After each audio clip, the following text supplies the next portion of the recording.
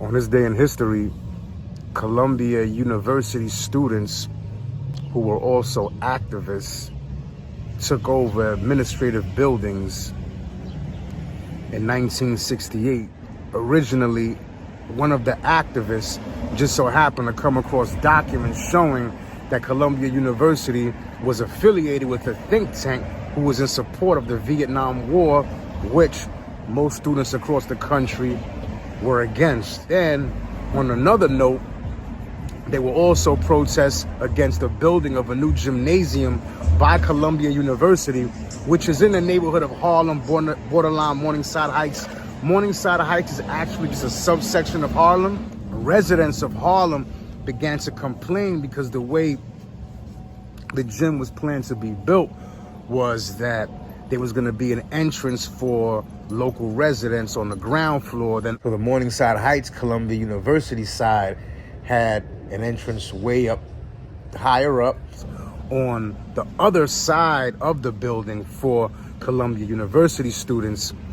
And this was looked at by residents and students of civil rights organizations, civil rights activist organizations within Columbia University.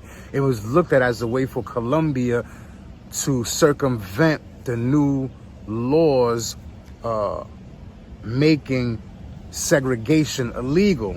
So you had on one hand students who were primarily protesting the Vietnam War and its affiliation with the school, and then you had primarily Black and Puerto Rican students protesting the building of the gym, and they came together and took over the administrative building. However, soon after, the Black and Hispanic students asked the white protesters to separate themselves, because even though they had the same goal in mind, it was for different reasons. And the Black and Hispanic students wanted light on their grievances, especially because Dr. Martin Luther King had just been murdered not long before this. So there were already riots in the streets. There were already racial tensions in the atmosphere. So it was ripe for a situation like this. Eventually, both factions got their way. The gymnasium instead was built underground, and Columbia University disassociated themselves from the think tank. And it actually got violent. Students were arrested, and that's what happened on this day in history, 1968. If you enjoyed this video, there are many more. And if you would like to show your support and send a tip or donation, you can do so through Cash App.